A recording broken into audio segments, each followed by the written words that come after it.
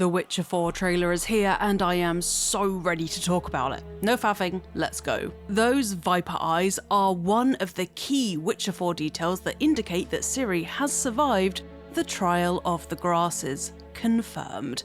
Meaning she is a fully blooded Witcher with all the resistances and lightning fast reflexes that comes with.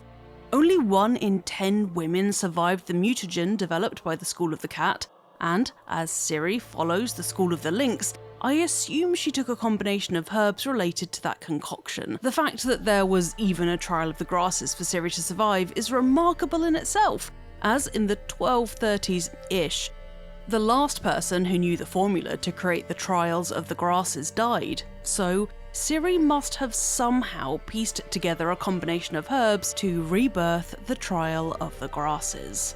Ciri also looks a lot older than when we last saw her, but now she's a Witcher, putting an estimate on her true age is tricky.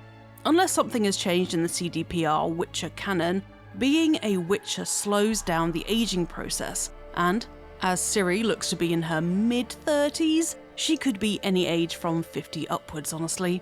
For continuity, this means The Witcher 4 could take place decades after the ending of The Witcher 3, so I hope Geralt is enjoying his retirement with Yen.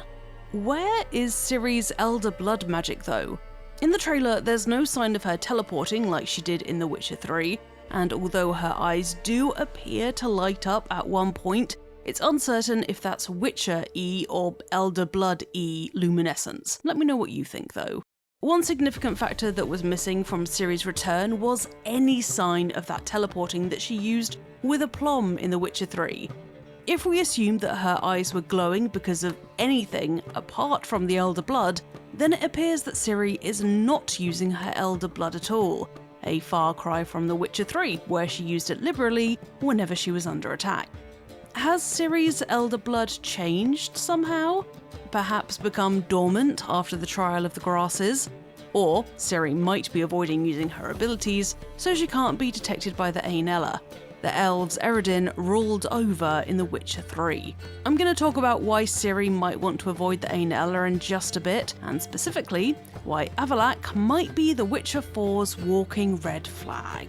As a blooded Witcher, Ciri uses Witcher magic, but I'm betting her arsenal of magic is bigger than Geralt's. With Yennefer as her adopted mother, she must have been taught a fair few spells in between training at Kaer Morhen.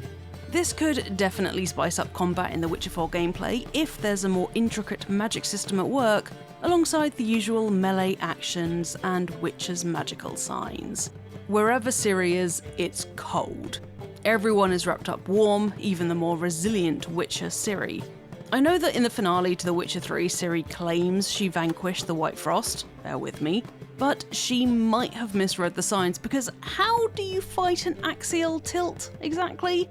With the chill that is definitely in the air, I personally think the White Frost is setting in, and The Witcher 4 may explore how the encroachment of the White Frost is affecting the continent as Ciri journeys through it, picking up Witcher contracts, and eventually meets her destiny as the seed which will not sprout but burst into flame.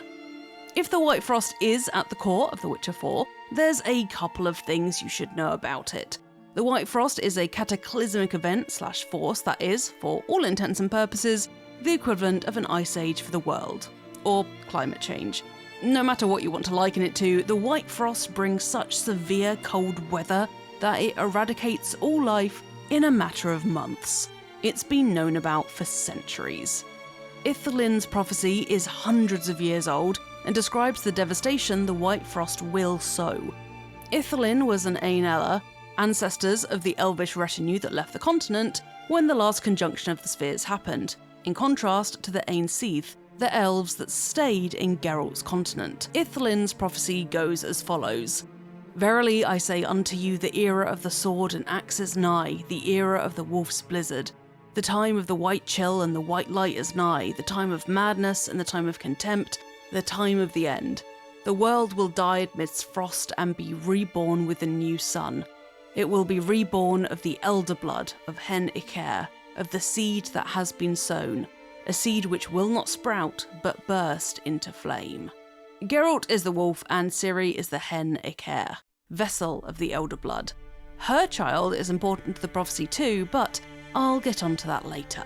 The novels and the games can agree on all of that, but they diverge from what, at its core, the White Frost is from that point onwards.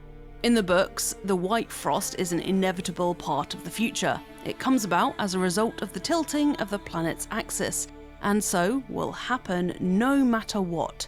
Slowly but surely. CD Projekt Red appears to have come up with its own version of the White Frost because, no matter if she's the Lady of Time and Space or not, Ciri can't exactly go head-to-head with an axial tilt or weather phenomena, can she?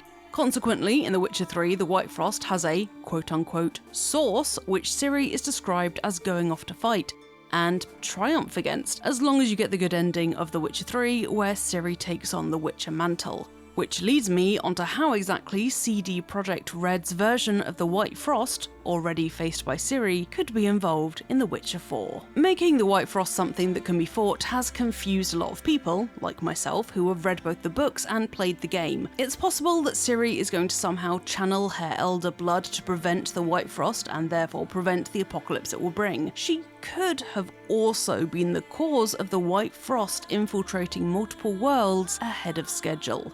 In the fifth and final Witcher book, The Lady of the Lake, Ciri escapes from the Wild Hunt by using her teleporting ability. Describing jumping across time and space as teleporting is a vast oversimplification, but cut me some slack.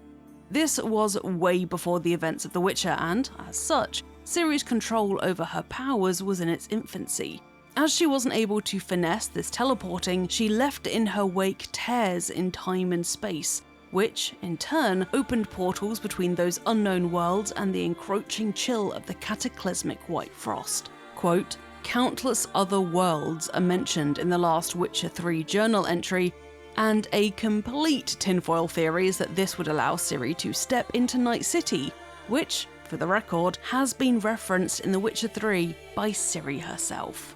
Right, so Ciri fights the source of the White Frost off-screen at the end of The Witcher 3, but the Ain Ella, Eredin's Kingdom of Elms, were already being threatened by the White Frost. Eredin had his own solution to the White Frost, and, although he's dead, his grand plans could still play a part in The Witcher 4. Eredin wanted to use an Ard Gaith, a portal, to lead his people to escape into another world, essentially outrunning the White Frost. Powering a portal like that takes immense power, the kind only channeled by a descendant of the Elder Blood, aka Ciri, hence why Eredin was hunting her in The Witcher 3. This is where things get messed up.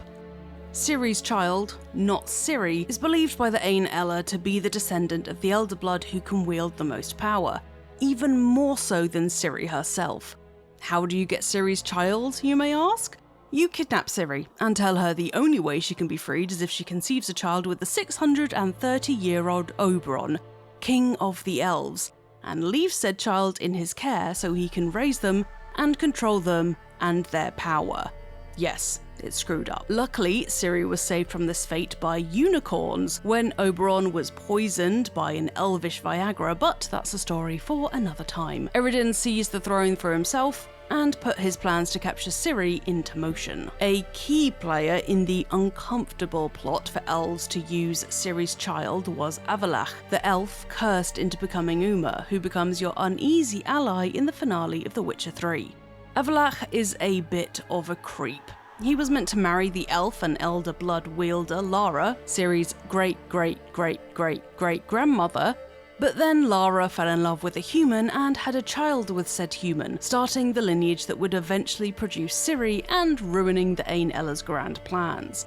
If there's one thing the Ain Ella don't like, it's humans, so Lara falling in love with a man and having a child with him was abhorrent to Avallac'h, despite his love for her. The interest he shows in Ciri is unsettling as a result. When Avallac'h and Geralt meet Garls, the elf knows that Lara is still a sore spot for Avallac'h, which indicates that Avallac'h's bitterness about not getting to marry Lara has lasted for centuries.